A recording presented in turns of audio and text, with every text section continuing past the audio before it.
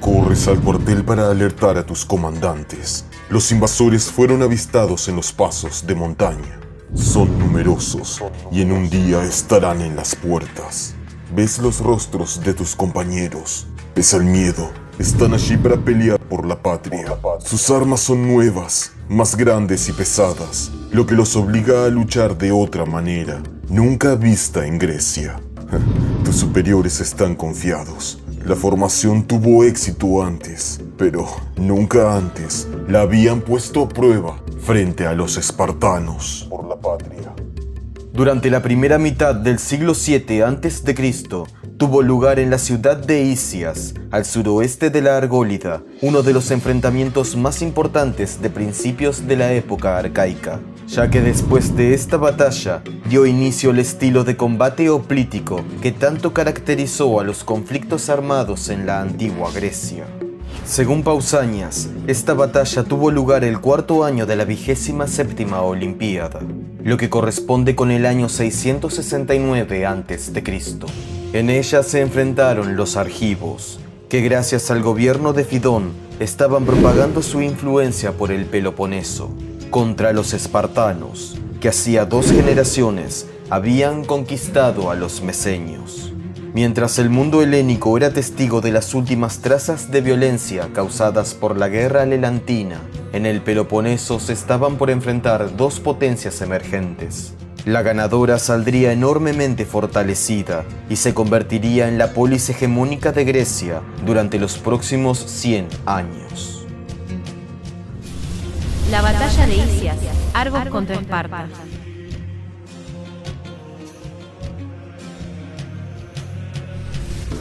Causas.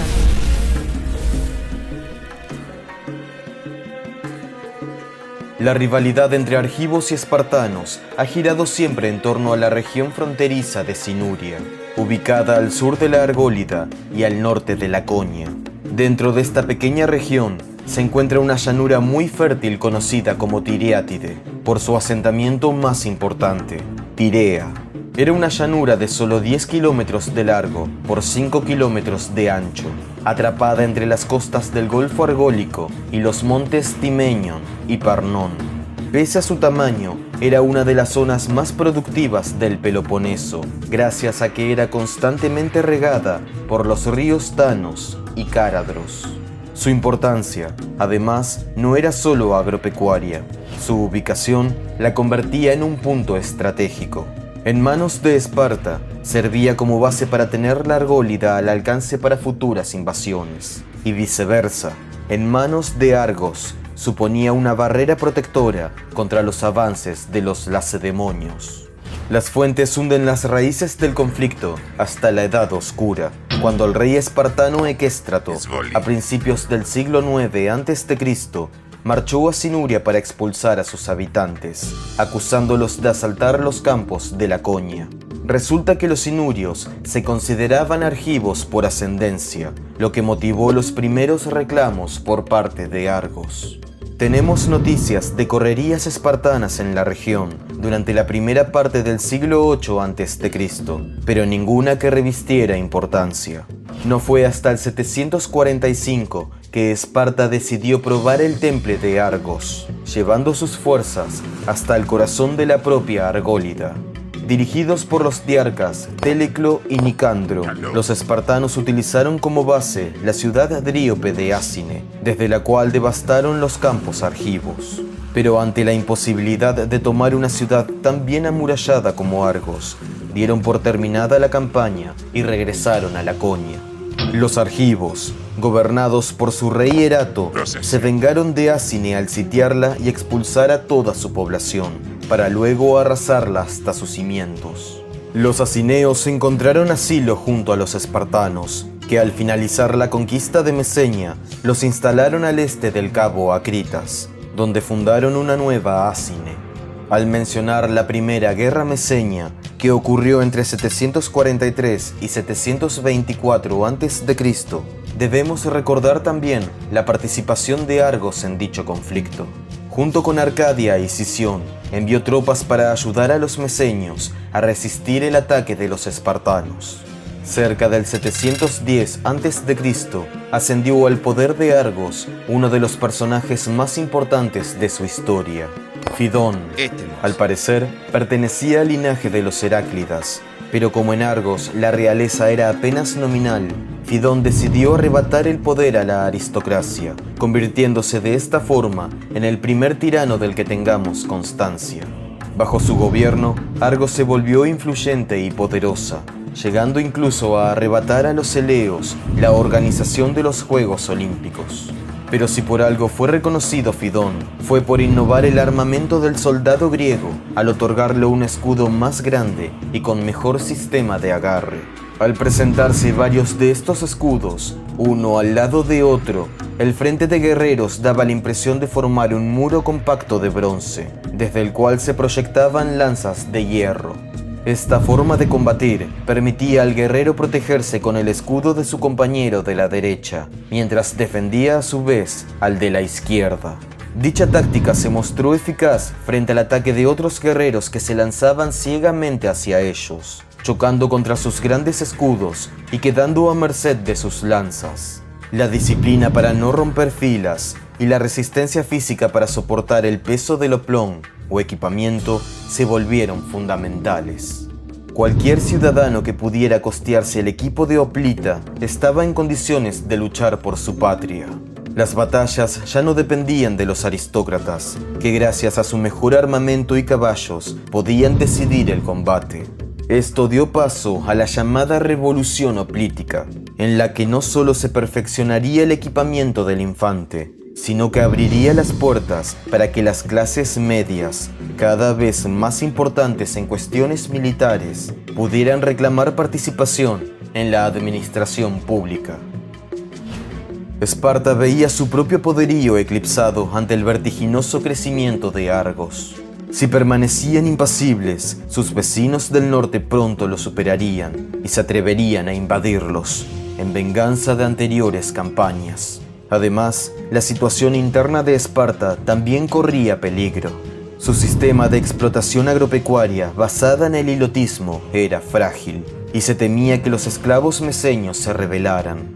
Los lacedemonios necesitaban fortalecer su posición cuanto antes. Fue así que cerca del 670 a.C. enviaron un mensajero a Argos para convenir el día de la batalla. La excusa era la misma de siempre: el dominio de Sinuria y con ella el control de la Tiriátide, que Esparta reclamaba y que Argos consideraba suya. Fidón notificó su respuesta. Aceptaba el enfrentamiento, pero no en la llanura de Tirea, sino en Isias, un fuerte ubicado en los estrechos pasos al sur de la Argólida. Allí ambas ciudades-estado definirían quién se alzaría como la potencia indiscutida del Peloponeso. Desarrollo. Llegar hasta el valle donde se ubicaba Isias suponía una verdadera dificultad para Esparta, pues solo podían acceder por dos caminos. El más rápido implicaba pasar por la llanura que controlaba la ciudad arcadia de Tegea, hasta ese momento en malos términos con los espartanos. Si cruzaban por allí, su retaguardia corría el riesgo de ser hostigada por los tegeatas. El otro camino no era mejor. Debían cruzar el monte Timenion, que si bien solo alcanzaba los 1000 metros sobre el nivel del mar, sus pasos eran escabrosos y estrechos, y podían quedar a merced de un ataque sorpresa. Fuera cual fuese el sendero que escogieron, los espartanos se presentaron bajo las murallas de Isias en el verano del 669 a.C. En aquel entonces, Esparta era gobernada por los tiarcas Polidoro y Teopompo, veteranos de la primera guerra meseña. Pero, de acuerdo con Pausanias, Teopompo era demasiado mayor para tomar las armas y estaba sobrellevando el luto por la muerte de su hijo Arquídamo. Existen, por tanto, tres supuestos. Primero, que Polidoro comandara él solo al ejército lacedemonio, algo poco probable, ya que este rey era casi un anciano. Segundo, que el otro comandante fuera el nieto y sucesor de Teopompo, Zeuxídamo, demasiado joven, sin embargo, para estar al frente de la infantería. Y tercero, que los éforos nombraran un segundo general entre los espartiatas para auxiliar a Polidoro y dirigir una de las alas del ejército. Esta última parece ser la opción más probable. Los argivos ya se encontraban en Isias, y si bien eran gobernados por Fidón, es poco probable que éste los dirigiera personalmente en combate. Pausanias, la única fuente que nos habla de esta batalla, indicó que el enfrentamiento tuvo lugar en las calles de Isias, y no fuera de sus muros. De ser cierto, los argivos debieron dejar las puertas de la ciudad abiertas para que los espartanos las atravesaran. Grave error. Las calles de Isias ascendían por una pendiente y debían ser lo suficientemente estrechas para impedir que un ejército pudiera rodear a otro. Cuando las tropas espartanas al fin alcanzaron a las argivas, se toparon no solo con estos obstáculos, sino también con el muro de bronce que suponía la innovadora táctica hoplítica de Fidón. La batalla fue dura. Los espartanos eran incapaces de romper la formación rival y tampoco podían rodearla, y aún así se negaban a retroceder. Consiguieron dar muerte a varios argivos hasta que finalmente el cansancio y la frustración los desbordó. Polidoro ordenó la retirada. Numerosos espartanos debieron caer durante la huida y otros tantos sucumbieron por las heridas de regreso a Laconia. Los argivos no los persiguieron más allá de los muros, sino que regresaron para recoger a sus caídos, a los que sepultaron como héroes en la propia Isias. La batalla había terminado. Argos había ganado.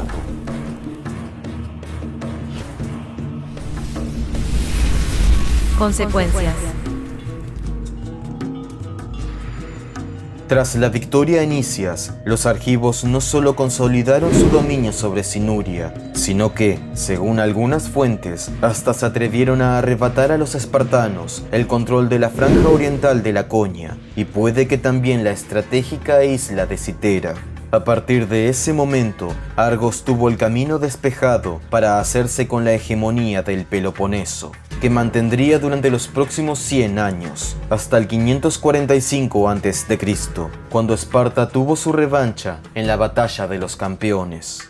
En Esparta, la derrota fue un golpe duro que no hizo sino agravar las tensiones sociales que ya se venían anunciando décadas atrás. La mala redistribución de las tierras conquistadas a los meseños en 724 provocó que algunos homoioi, o iguales, se enriquecieran más que otros. A tal punto escaló este conflicto que el propio rey Polidoro fue asesinado en 665 a.C., mientras intentaba mediar entre dos facciones de espartiatas. En política externa, Esparta había sido vencida por Argos, y en política interna, su sociedad era un caos. Semejante escenario fue aprovechado por los meseños, que deseaban sacudirse el yugo lacedemonio y recuperar la patria y la libertad. Fue así que cerca del 660 a.C., menos de 10 años después de la batalla de Isias, tuvo lugar la gran revuelta hilota, conocida como Segunda Guerra Meseña. Pero de todas las consecuencias que tuvo esta batalla, tal vez la más importante fue la que operó en el ámbito militar. Esparta reconoció que su derrota se debió a las innovaciones tácticas de los argivos. Si no querían volver a ser humillados, debían adoptarlas para sus propias falanges. Isias demostró a los espartanos que las batallas no se ganaban solo con mejor entrenamiento. La táctica era fundamental. Una nueva era había dado inicio y debían adaptarse rápidamente a los cambios. Agradecemos a nuestro patrocinador NC Druso por hacer posible este video. Si quieres ayudarnos, puedes apoyarnos en Patreon desde solo $3 al mes o convertirte en miembro del canal. Con tu ayuda podremos traer mejores videos y de forma más constante. Gracias.